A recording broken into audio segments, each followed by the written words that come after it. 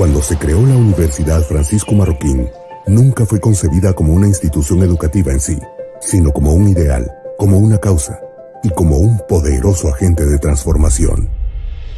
Esta es la diferencia entre la UFM y cualquier otra. La academia es el vehículo, claro, pero no el destino de lo que hacemos. Desde su primer día de vida hasta este preciso momento, la Universidad Francisco Marroquín ha existido para encontrar y nutrir mentes brillantes y para plantar en ellas la urgencia de preguntar, argumentar, transformar y elevar la realidad que les rodea. Nos urge la obligación de cuestionar los dogmas, sean del tipo que fueren. Nos rebelamos contra las tradiciones. Vivimos para crear nuestro propio destino, no para seguir mecánicamente reglas impuestas por otros. Existimos para forjar nuestros propios pensamientos, no para creer a ciegas en los hallazgos de terceros, por sublimes que parezcan. Creemos en el individuo, único con capacidad de pensar, razonar y actuar. ¿Por qué? ¿Cómo? ¿Qué pasaría si? Este es el inicio más frecuente de las conversaciones en nuestras aulas.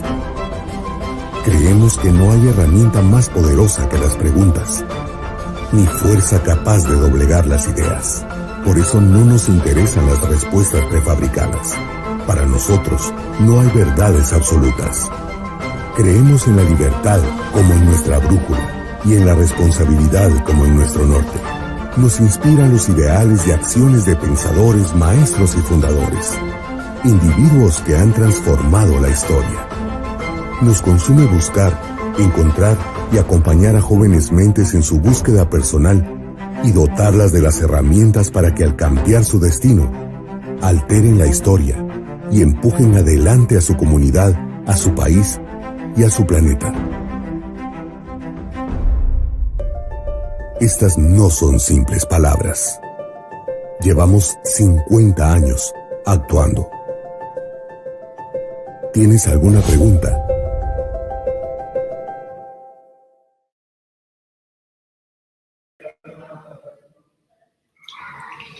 Les doy la más cordial bienvenida a la UFM Talk Liberales o Reformistas. Mi nombre es Ronald Flores, soy director del Departamento de Educación y profesor del curso en línea Historia en Guatemala en busca de la libertad de la Universidad Francisco Marroquín. Esta UFM Talk se inserta dentro del capítulo 3 de este curso Historia de Guatemala en busca de la libertad. Y quisiera invitar particularmente a quienes están tomando este curso en línea a que participen activamente con las preguntas. Para hablar de este tema, que abarca más o menos el primer siglo de vida independiente de la República de Guatemala, tenemos unos panelistas de lujo. La doctora Lorena Castellanos y el licenciado Paul Botero. Lorena Castellanos es catedrática universitaria en temas educativos, históricos y de ciencias sociales en varias universidades y programas de empresarios juveniles y Junior Achievement. Tiene una licenciatura en Historia por la Universidad del Valle de Guatemala, una maestría en Tecnología aplicada a la educación de la Universidad Carlos III de España, una maestría en Ciencias Sociales por la Universidad Francisco Marroquín, un posgrado en Multiculturalidad, Liderazgo Ético y Gestión Educativa de la Universidad de Granada en España, y es la primera guatemalteca en obtener un doctorado en Historia de la Universidad Francisco Marroquín, Guatemala. Por forma, tenemos a Paul Botero. Él estudió Economía con especialización en Finanzas en la Universidad Francisco Marroquín. Estudió una maestría en Economía en la Pontificia Universidad Católica de Chile.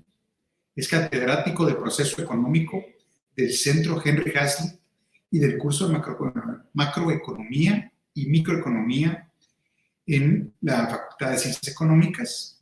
Es el director ejecutivo de la Fundación Libertad y Desarrollo y escribe en el periódico como parte de la Sociedad de Plumas en Guatemala.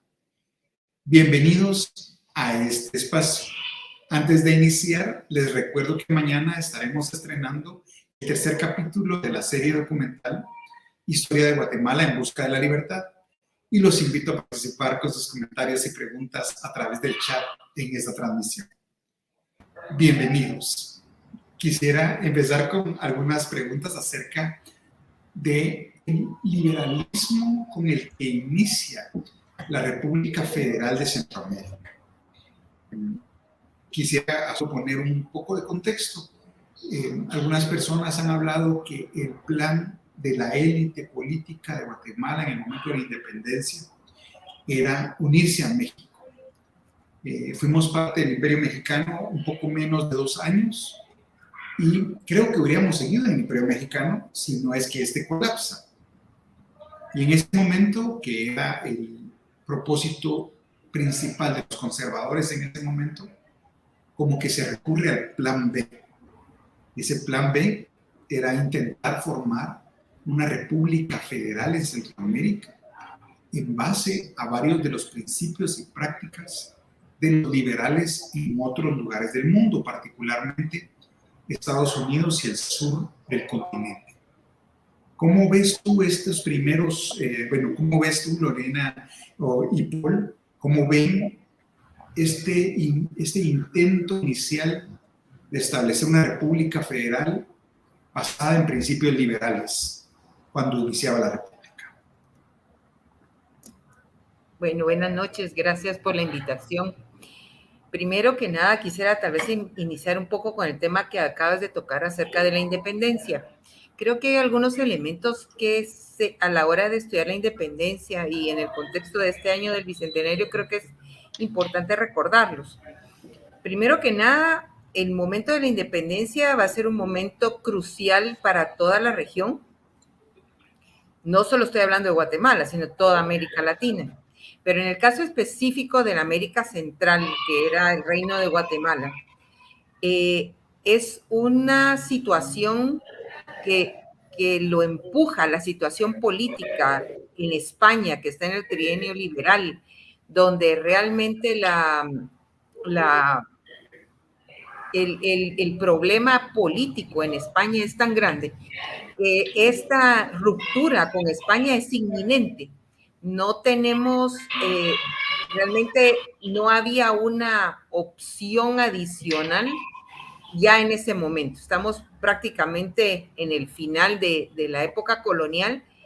Si antes era difícil de establecer una comunicación con España, ahora lo era aún más. Entonces, digamos que fue un momento en el que tanto liberales como conservadores estuvieron de acuerdo en que había que proponer esta ruptura. Ahora, la unión a México, hemos pensado en la unión a México siempre como una situación conservadora. Y aquí creo yo que valdría la pena hacer una diferenciación entre el tema conservador americano y lo que es ser conservador en Europa. Porque en Europa estamos en el trienio liberal con Fernando VII, y Fernando VII están peleando los españoles, Riego y todos, para que se regrese la Constitución de Cádiz. Lo que he visto desde el punto de vista europeo es liberal absolutamente, porque viene inspirado de la Revolución Francesa y todo eso. Ahora, si pasamos eso al contexto latinoamericano, lo que quería hacer Iturbide y poner el imperio y la anexión de lo que era el reino de Guatemala a México, que era el virreinato de la Nueva España, era visto sí como un continuismo, pero para acá es una decisión conservadora, porque nosotros no tenemos una monarquía legítima en este continente, salvo la brasileña, no existía. Entonces, aunque se mirara como una situación liberal, en la realidad puesta en América era desde el punto de vista conservador. Ahora, al hablar de la unión de Centroamérica a México, tenemos que tratar de ubicarnos también un poco en el espacio y en el tiempo del momento de la independencia. Nosotros éramos una audiencia que dependía del virreinato de la Nueva España. Entonces, el unirnos a México no era una cosa tan descabellada. O sea, no es como que hoy decidamos que nos vamos a unir a la República de México. En ese entonces éramos todavía no existía el concepto de centroamericano, ni de guatemalteco, ni de mexicano. Éramos todavía parte de una misma de una misma unidad. O sea, la gente de esa, tenemos que tratar de pensar como pensaban ellos. Entonces, digamos, en ese momento la unión a México no era algo descabellado, porque era algo lo que veníamos haciendo casi 300 años, durante 300 años. Entonces, el asunto fue que en ese momento se da esta coyuntura, ya el plan de Iguala y todo lo que habían hecho estaba ya como organizado, y sí, digamos que hubo un impulso conservador en el sentido de en esa unión a México, pero por eso hago yo esta aclaración, ¿verdad? Tenemos que verla en el contexto y tratar de ponernos un poco en los zapatos de la gente y en la mentalidad de la época, que también tengo que hacer otro recordatorio. En ese momento todos éramos españoles. Ojo, no éramos centroamericanos, ni mexicanos, ni peruanos, ni nada. O sea, éramos todavía parte del Imperio Español. Yo lo he dicho varias veces. Una de las cosas que llevó a que tanto tiempo pasara entre que España nos independizamos y que España reconociera la independencia fue precisamente definir quién era español y quién no lo era. O sea, eso fue lo que llevó la mayor parte del tiempo las discusiones. Hay cierto impulso conservador en ese momento de que si íbamos a formar una nueva entidad desligada de España, que fuera una monarquía, y ahora constitucional o absolutista. Y algunas personas se han movido más en el marco de la Ilustración, con ideas de aquel liberalismo de inicios del siglo XIX, que establecía la posibilidad de mudarnos hacia un invento nuevo, una república. Y creo que eso parte de lo que marca la primera dinámica política de nuestra República Federal, que era un invento realmente sin precedentes, era algo emocionante, algo que se estaba creando en la medida en que lo estábamos desarrollando. Y en algún momento platicábamos, y Iguala ha hecho investigación profunda acerca de devenir económico de la República, de que estos marcos liberales del inicio de la República estaban sobre bases endebles y trataron de establecer este magnífico experimento. No sé si alguno de los dos quiere hablar acerca de estos intentos de inicios de la República Federal. Sí, yo tal vez ahí me iría un poco antes, y es que el tema, digamos, económico me llama la atención cómo los inicios de la independencia en Guatemala y en Centroamérica están marcados por una crisis económica, y que es básicamente la crisis del añil. Hay que recordar que la mejor época que se tenía o que se tuvo del añil fue entre 1780 y 1790, y a partir de 1800 comienza un periodo de decadencia muy importante, hasta que al llegar muy cercano a la independencia, en 1821, prácticamente era una industria que estaba desapareciendo. Y por supuesto, estaba creciendo otra, que era el de la grana o la cochinilla, pero digamos, era todavía muy incipiente. Entonces, ese intento de conformar esta confederación de repúblicas centroamericanas, yo creo que sí está marcado, uno, porque tenía finanzas públicas, las finanzas eran muy pobres, y entonces cualquier intento que se tenía que hacer de consolidar un estado federal, digamos, con todas las provincias que eso tenía, pues era difícil. Lo que a mí me llama la atención es que este primer intento está marcado por ya un conflicto ideológico, lo voy a decir, que por supuesto que eso ya es de nuestro tiempo, ¿verdad? Pero sí no había unidad, digamos, incluso antes de la independencia no había unidad respecto a si teníamos que ser independientes o no. Y ahí sí había, digamos, una discusión interesante Primero que estaba, por lo que decía Lorena, influenciada por lo que estaba pasando en España con la Constitución de Cádiz en 1810-1812, y que me llama la atención que, digamos, ya de parte de Guatemala se envía un representante con ideas primero muy liberales, ¿verdad? De limitación del poder, de hacer una monarquía constitucionalista, y que ya había, digamos, en Guatemala esa semilla liberal que va, digamos, a acompañarnos, digamos, durante toda la historia del país. Y cuando se trata de formar la confederación o la federación de naciones centroamericanas, hay un elemento liberal importante porque trata de hacerlo de una forma descentralizada, muy al estilo, obviamente, de lo que está sucediendo en Estados Unidos. Es innegable la influencia del modelo de Estados Unidos a lo que se trató de hacer acá, pero es interesante porque en el intento de que sea limitado el poder, se cometen, tal vez algunos autores llaman errores tácticos, en el sentido de que las elecciones se tienen que realizar cada año y no hay posibilidades de reelección.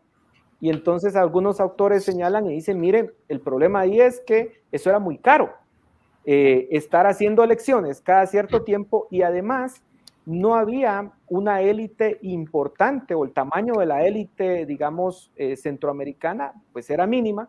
Entonces no había suficiente gente para estar siendo electa durante diferentes periodos. Pero la idea sí era limitar el poder. Y claro, parte del fracaso tiene que ver porque en ese intento de limitar el poder, también cada uno tenía sus propios ejércitos, y había un recelo, eso sí, por la capitanía o la capital, digamos, que representaba a Guatemala, y no se le quería dar tanta preponderancia. Por supuesto, en ese estilo liberal de limitar el poder.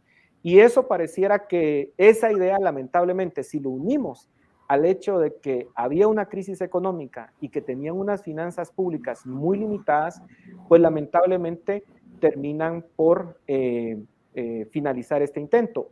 Y además, con una cuestión importante, que es que sí había una lucha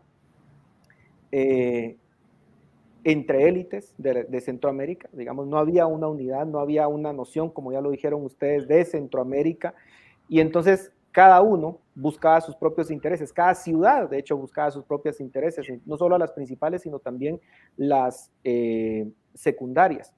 Y esa división creo que nos va a marcar, lamentablemente, por el resto de los 200 años.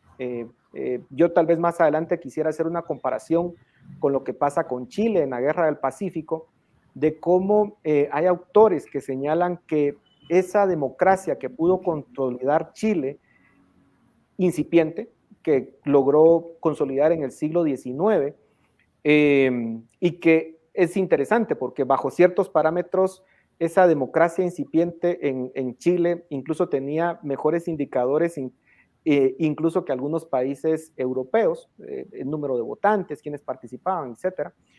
Pero un hecho importante es que después de que ganan, de que Chile derrota, digamos, en la Guerra del Pacífico a sus enemigos, es interesante porque hay un proceso de reconciliación en las élites. Se sentían tan victoriosos, compartían un éxito común, que esa lucha que tenían cesa, y entonces se unen. Y eso le da una estabilidad a Chile importante en las siguientes décadas, que por supuesto pues, tuvieron sus complejidades a inicios del siglo XX, pero a diferencia de ese caso chileno, una constante nuestra ha sido esa inestabilidad política que pues por supuesto lo vamos a ir comentando más adelante. Una de las cosas que más me llama la atención de este primer periodo es que nosotros, en el momento en que estaba tambaleando el Imperio Español, no declaramos una guerra independentista contra España. Pero cuando ya habíamos decidido independizarnos, nos hicimos la guerra entre nosotros. Luego, al investigar un poco más, estaba leyendo acerca del Congreso de Viena en 1815 y del rol que jugó George Kennan, en ese entonces era primer ministro británico, en dejar que estas repúblicas incipientes llevaran hasta donde pudieran este experimento de independencia y soberanía. Tú tenías unos comentarios muy interesantes y muy profundos acerca de ese primer intento de gobierno liberal de Mariano Gálvez en Guatemala, Lorena, y me encantaría que nos compartieras un poco acerca de tu visión de este periodo. Sí, Mariano Gálvez va a representar ese primer liberalismo que podríamos llamar que es más el liberalismo clásico.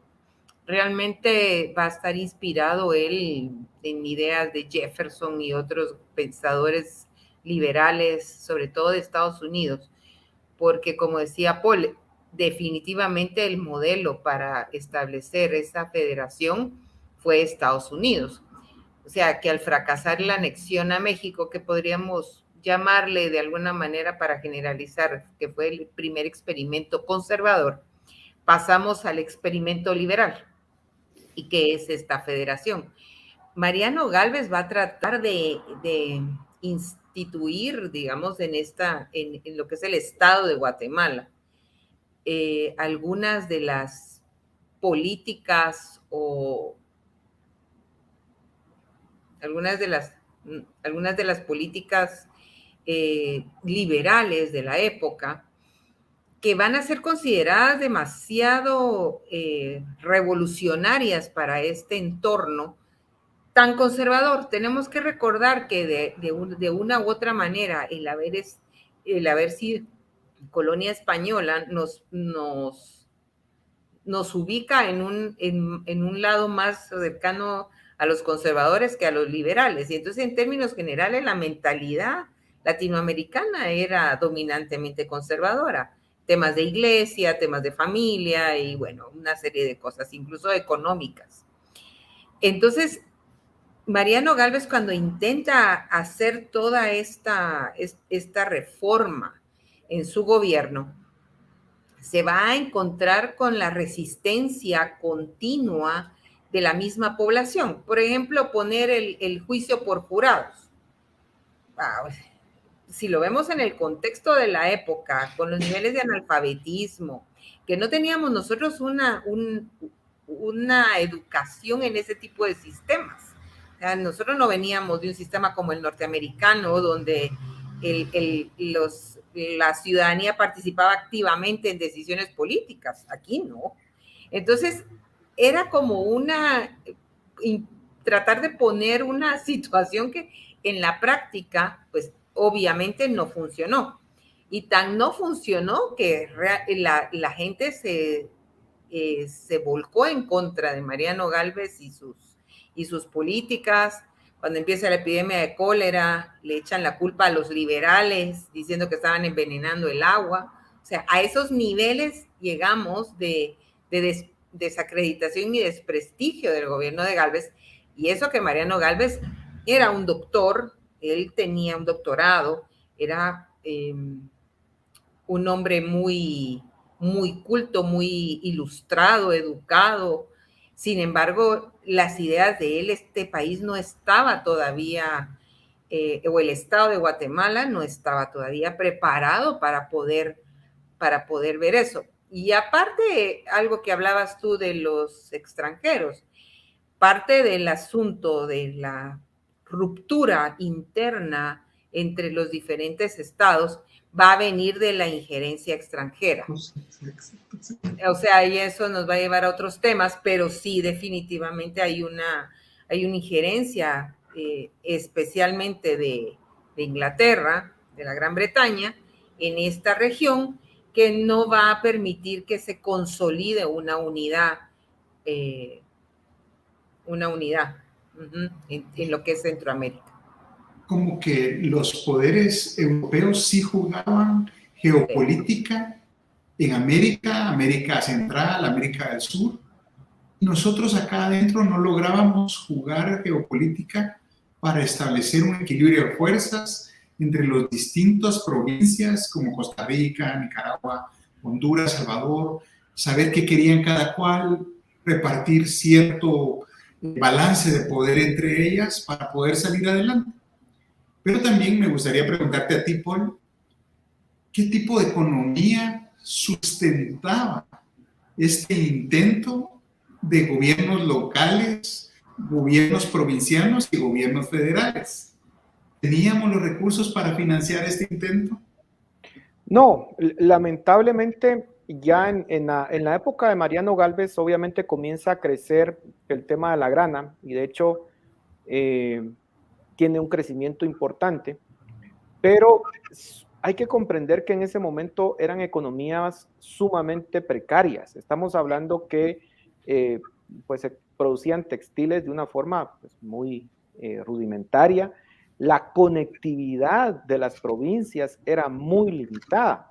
Es cierto, no es, en ese momento tal vez ni siquiera Europa estaba tan interconectada, ¿verdad? Todavía estaban ellos iniciando el proceso, pero comparativamente creo que estábamos aún peor. De hecho, muchas de ese momento, de esa interconexión que comenzamos a tener con el mundo en términos de comercio, con exportaciones e importaciones, se vio bastante limitado porque no teníamos infraestructura mínima para poder conectar con los puertos, para conectar con las ciudades.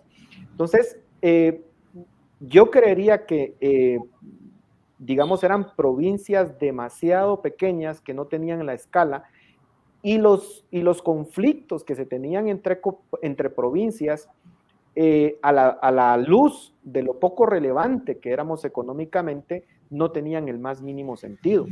Y lamentablemente creo que eso va a ser un patrón que va a continuar en Centroamérica, porque si bien hoy ya tenemos una situación muchísimo más, una economía muchísimo más sofisticada, aún hoy el tema de la integración centroamericana no lo logramos cementar o lograr. Y tiene que ver en parte porque seguimos viendo intereses muy particulares de nuestras pequeñas economías. Y solo para que tengamos un dato de que, digamos, seguimos siendo tan pequeños, la economía completa de Centroamérica no llega a alcanzar la economía de Chile. Nosotros hoy en día somos más o menos 45 millones de personas y no logramos producir estas 45 millones de personas lo que produce un país con 18 millones de personas como lo es Chile. Entonces, vean cómo los patrones se siguen replicando a lo largo del tiempo. Luego Mariano Gálvez hace unos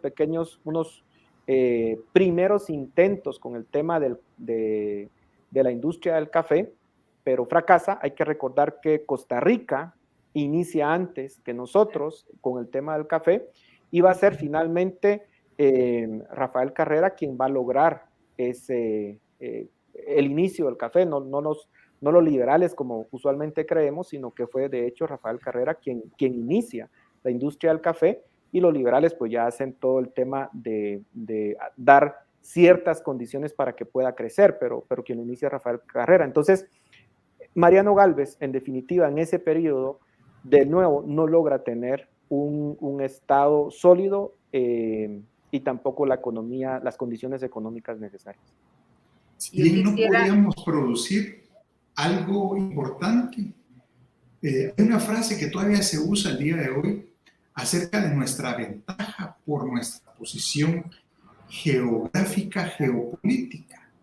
Y eso nos lleva a un tema que me gustaría hablar con Lorena, acerca de que si Centroamérica no tenía con qué comerciar, ¿podía acaso darle una solución al comercio mundial, que era el canal interoceánico?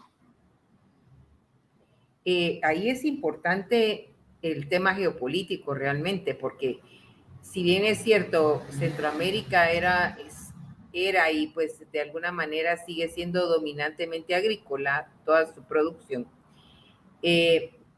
en ese momento, y eso es el tema que viene con Gran Bretaña, la geopolítica, que después nos vamos a convertir en un área de conflicto entre Estados Unidos y Gran Bretaña, precisamente por el paso del canal.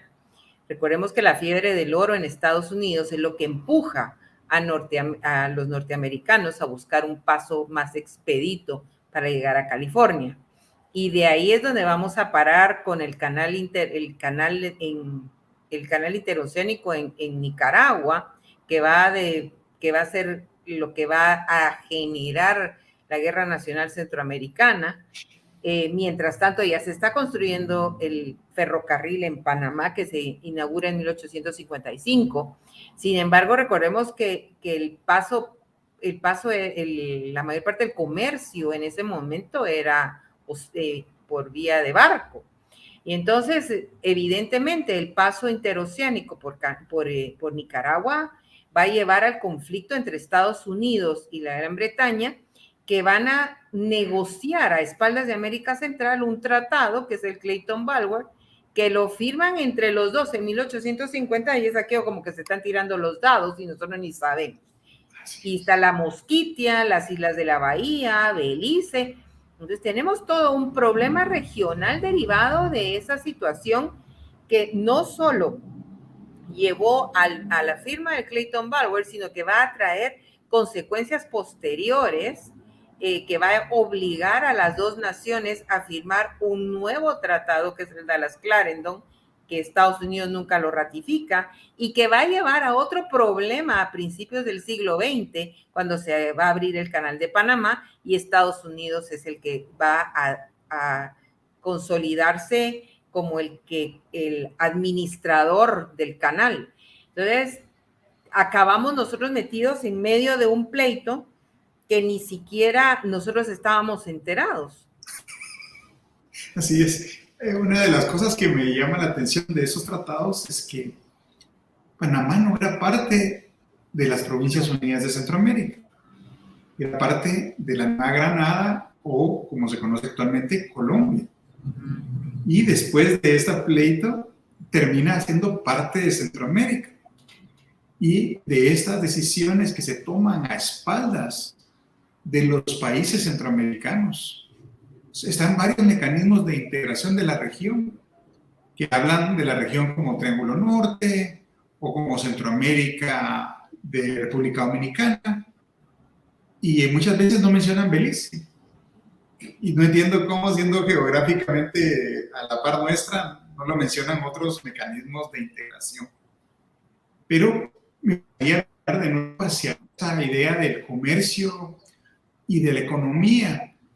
¿Qué significaba este pleito interoceánico, esta capacidad de comercio marítimo, el desarrollo de infraestructura básica como los puertos, el ferrocarril, la electricidad, en términos regionales?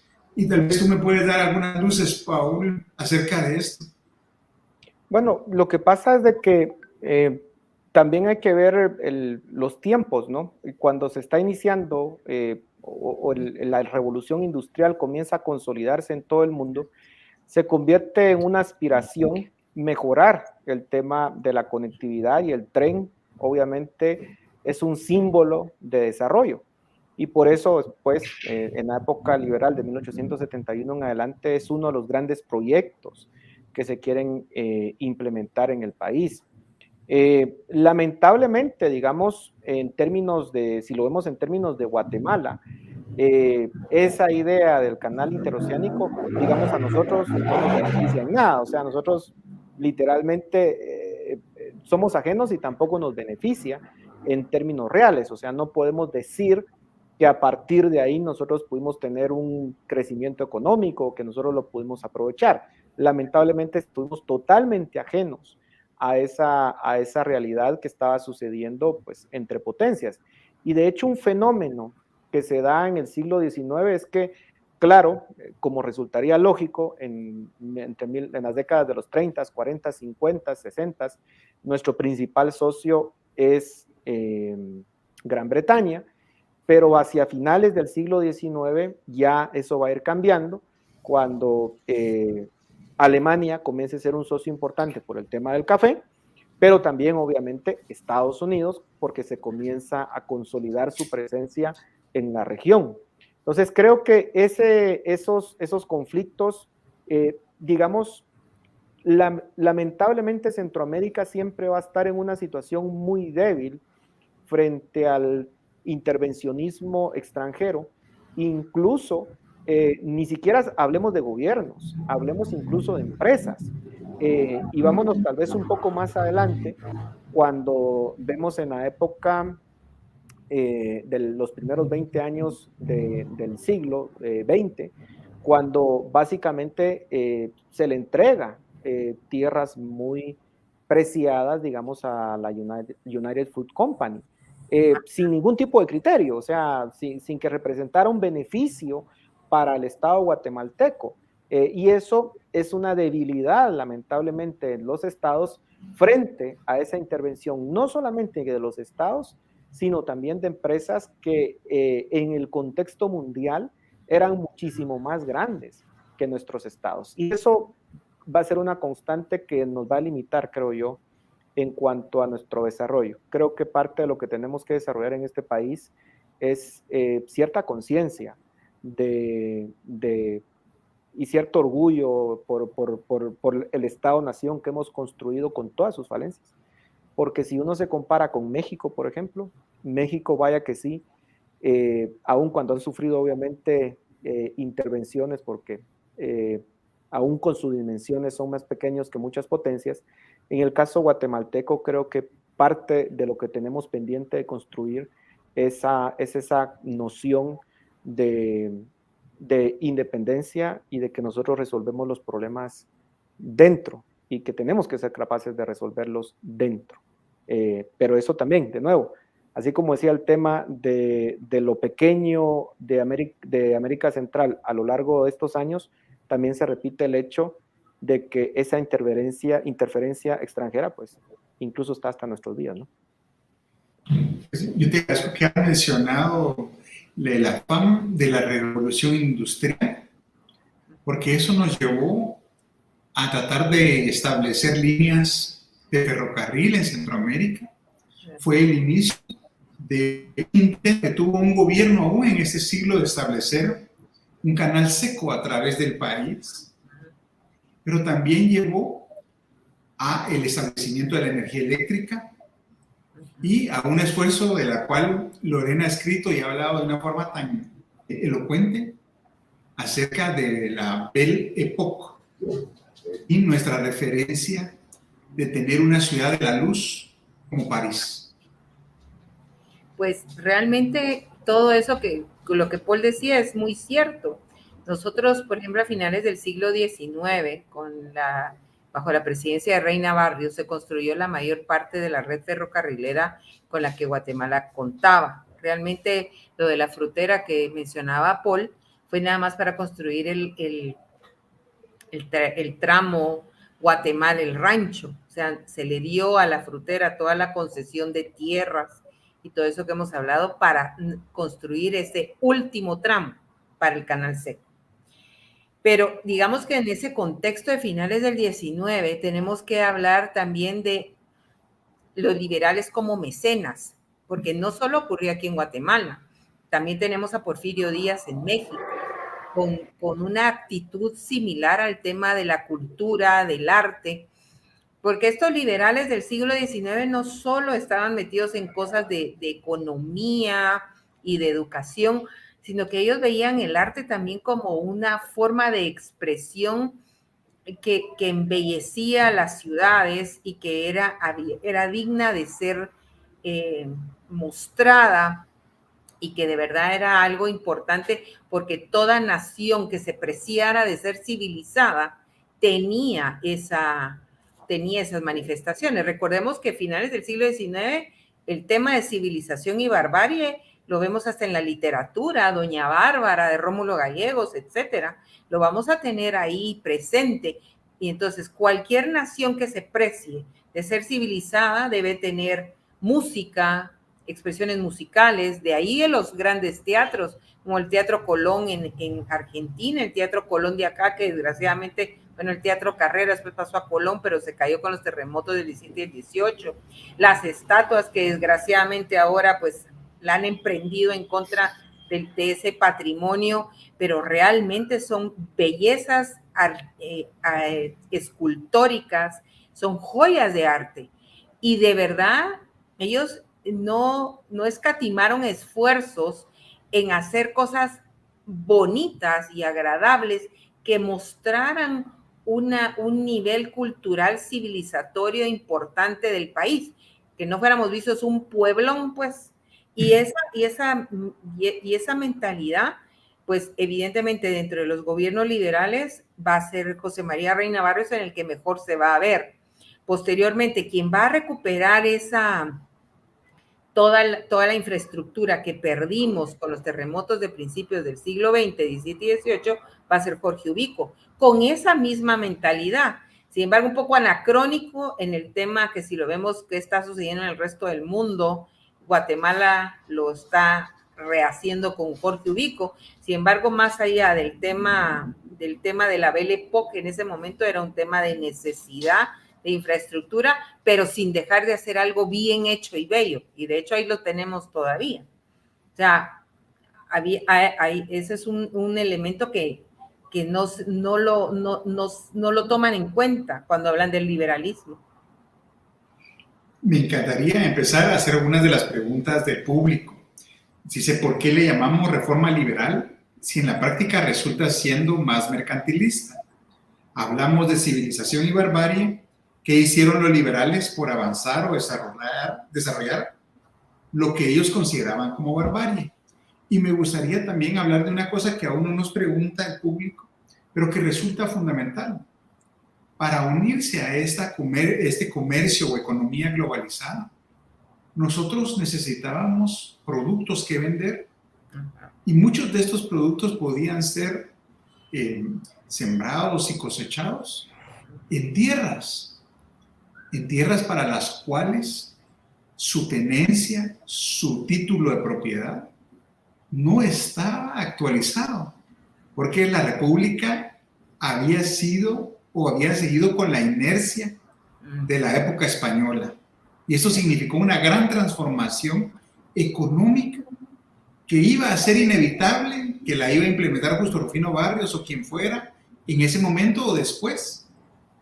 Exacto. Y esto me gustaría que hablaran de esto, mercantilismo, civilización o barbarie, o esa transformación en la tenencia y propiedad de la tierra que conllevó este régimen liberal. Bueno, yo sé que hay un conflicto y hay una discusión sobre esa palabra liberal. Tal vez yo haría una observación.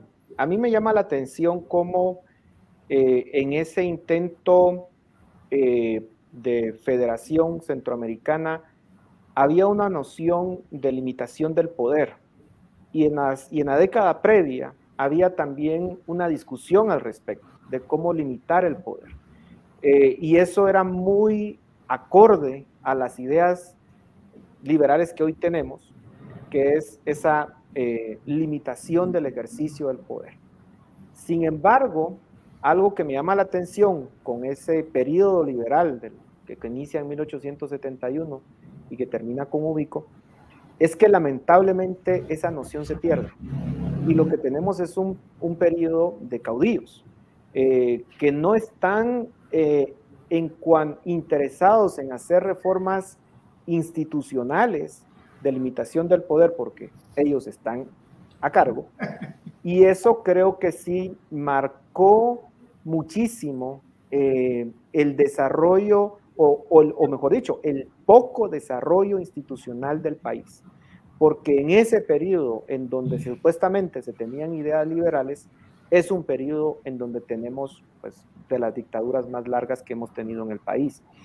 Eso por una parte. Por otra parte, es cierto que también no hay que negar uno de los aportes más importantes, nos guste o no, lo que Lorena decía que había intentado hacer Mariano Gálvez con esa separación de la iglesia y que lo hizo posiblemente cometiendo muchas injusticias, hay que decirlo.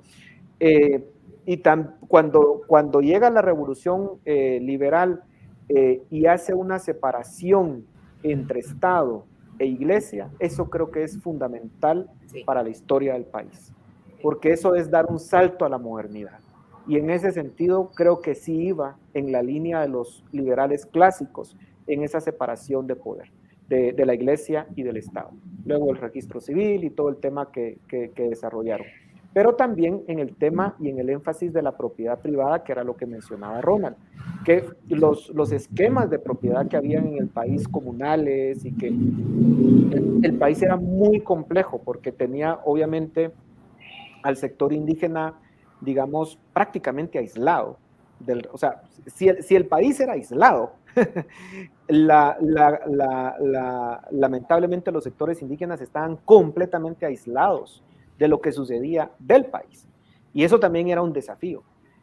¿Cómo se hacía para tratar de integrarles? Y claro, en una noción muy positivista y muy de la época, pues se trata de hacer esta, digamos, reforma para dar ciertos derechos de propiedad, pero por supuesto, también es un periodo bastante controversial respecto a algunas de las decisiones que se tomaron, ¿verdad? Pero en ese sentido creo que sí se pueden llamar liberales. Por supuesto, no son posiblemente lo que nosotros consideráramos hoy de un libre mercado y todo lo que quisiéramos. Posiblemente eran muy desarrollistas en el sentido de querer imponer o de querer introducir, bueno, el ferrocarril, la energía eléctrica, todo esto, pero sí tenían una noción de modernizar el país.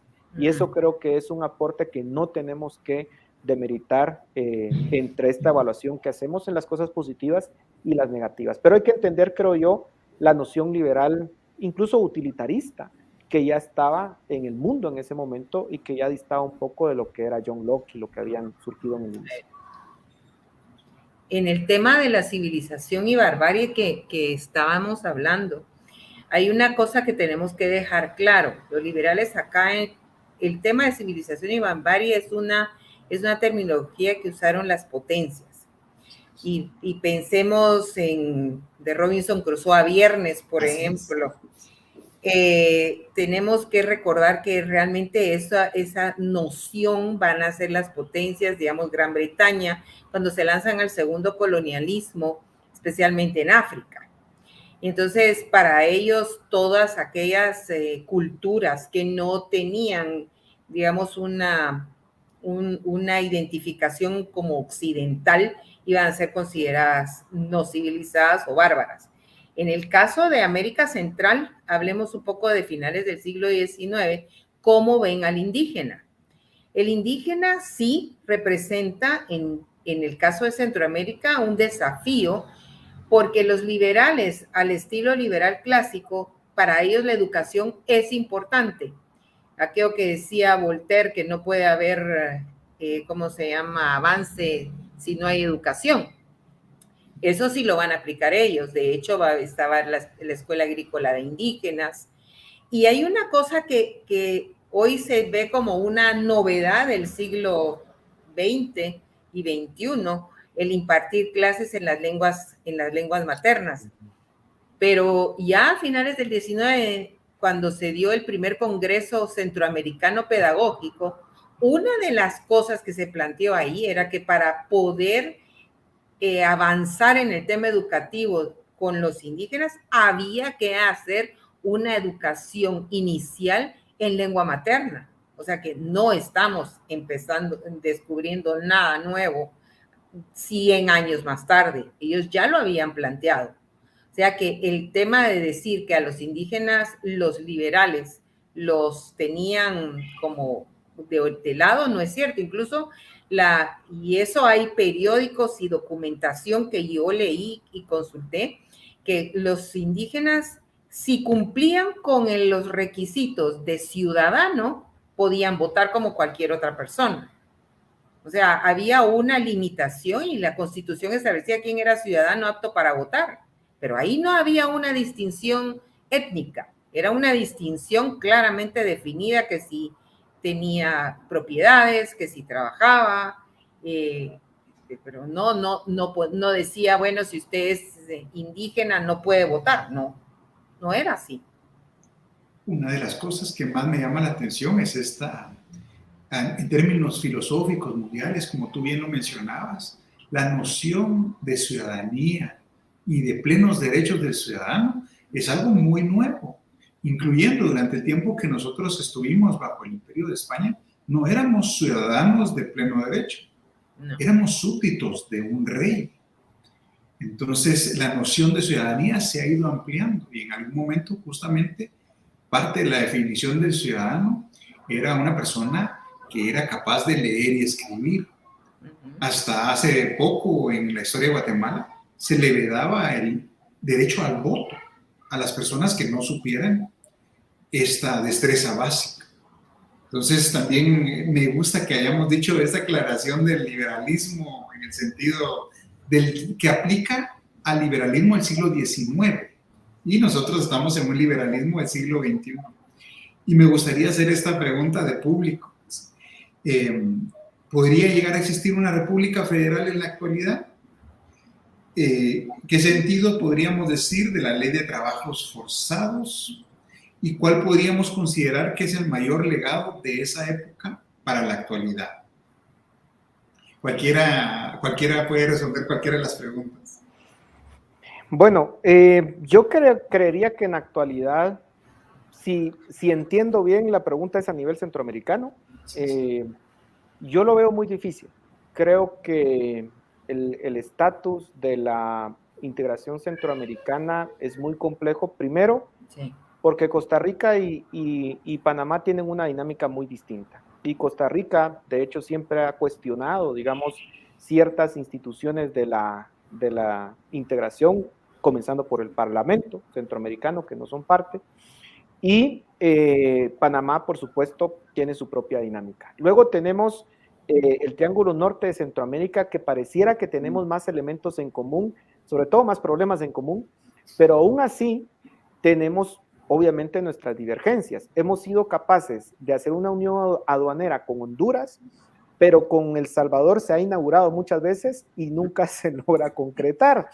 Y luego, fíjense, en medio de Panamá, Costa Rica y el Triángulo Norte está Nicaragua, que tiene ahorita una complejidad política muy grande, pues con el dictador que está ahí. Entonces, yo lamentablemente creo que el proyecto de la integración centroamericana no va a ser algo que podamos ver en los próximos, por lo menos, 30 años.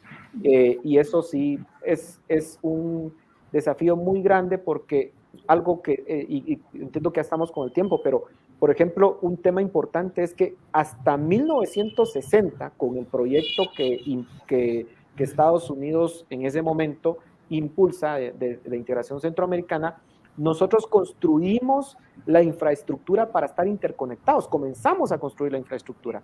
Antes de ese periodo, éramos provincias, más de 100 años después del primer intento, éramos países que estábamos desconectados en cuanto a nuestra infraestructura. Y sí se logró mucho de los años 60 y los 70, pero luego está ahí la famosa guerra, ¿no?, que entre El Salvador y Honduras, que hizo que esto cayera, digamos, y que ya no se siguiera con la dinámica que seguía, pero creo que las instituciones que hoy dan soporte a la integración están completamente anacrónicas. Yo solo quisiera hablar rápidamente del tema del trabajo forzoso. Trabajo forzoso tenemos que ver también en contexto. Inicia precisamente por el tema agrícola, de exportación, de aumentar las exportaciones. Recordemos que en ese momento Guatemala el único ingreso por impuestos que recibía era el impuesto a la exportación. Y luego, evidentemente, es agrícola el tema. Reina Barrios va a intentar terminar con este trabajo forzoso, no lo logra. De hecho, está la ley incluso de la cédula de vecindad ya en 1894. Sin embargo, éramos 1,5 millones de habitantes en todo el país, imposible cuando nuestra dependencia económica era tan alta del tema agrícola. Y luego tenemos que ver que quien va finalmente a lograr terminar con ese círculo de las deudas de los peones y demás va a ser Jorge Ubico. Durante su gobierno y a través de la combinación de 3 leyes, es un poco largo como para explicarlo ahorita, pero finalmente se va a lograr ahí. Entonces, yo creo que tenemos que contextualizar cada una de las situaciones que se van dando, no solo contextualizarlo en cuanto a lo que está sucediendo en Guatemala, sino en lo que está sucediendo en el mundo, porque Guatemala nunca está ajena a lo que está sucediendo en el resto del mundo y somos parte de una dinámica mundial y que muchas veces no vemos, no percibimos y por eso emitimos juicios lapidarios cuando no estamos dándonos cuenta de todo, no estamos viendo toda la imagen, como dice en inglés, the big picture, ¿verdad? No somos nosotros en una cupulita de cristal acá, sino que nosotros somos parte de una dinámica mundial. Entonces, ¿qué está pasando en el mundo y cómo reaccionamos nosotros a esa dinámica? Creo que tenemos que empezar a ver desde afuera para adentro para ya calificar, digamos, lo que ha sucedido a lo largo de la historia. Yo les agradezco tanto por esta búsqueda de explicarnos que a pesar de todos estos obstáculos, estos problemas que hemos enfrentado, hemos avanzado como país. Y no solo tenemos un pasado compartido, sino tendremos un futuro compartido y esperamos que si aprendemos de las lecciones del pasado, un futuro en prosperidad. Les agradezco tanto a Paul, a Lorena, que nos han honrado con su participación, a ustedes por acompañarnos en este viaje en búsqueda de respuestas y también de plantearnos preguntas que no necesariamente tenemos respuestas todavía, sino que vamos construyéndolas en la medida que avanzamos. Es un honor para mí compartir con ustedes este tiempo. Quisiera agradecerles en nombre del Departamento de Educación por asistir a esta UFM Talk. Quisiera recordarles que el día de mañana estrenamos el tercer capítulo de la serie documental Historia de Guatemala en busca de la libertad. Y les invitamos a inscribirse en el curso en línea a través de el sitio opencourses.ufm.edu. De nuevo, muchas gracias. Gracias. A ustedes. ¿Qué es Guatemala? Un territorio, un grupo de personas, un conjunto de pensamientos, una ilusión. ¿Cuál es la idea que nos hemos hecho de patria? ¿Cuál es nuestra historia? ¿Cómo nos hemos ido convirtiendo en la nación que somos hoy? Y lo más importante, ¿cómo podemos mejorar y prosperar? Es complejo entender cómo Guatemala ha llegado a ser así. Es como entrar a la 10ª temporada de una serie y pretender entenderlo todo de una vez. Lo que hoy llamamos país es un término relativamente nuevo, efecto de la independencia. ¿Qué hay detrás de estos 200 años? ¿Qué sucedió antes? Fuimos una parte del gran imperio maya. Fuimos un reino bajo la corona española. Fuimos una provincia de la República Federal de Centroamérica. Hoy somos un país independiente.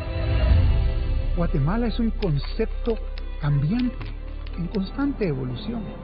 Es como una casa elaborada por piezas de diferentes tamaños y colores o un gran crossover con personajes de diferentes series. Tenemos una historia compartida y compleja. Durante muchos años nos hemos enfocado en los problemas y no en las soluciones, en nuestras diferencias y no en nuestras coincidencias. Hoy tenemos la oportunidad de forjar juntos un nuevo capítulo de nuestra historia. Acompáñame a ver el pasado y comprender el presente para que tú decidas un futuro próspero en libertad.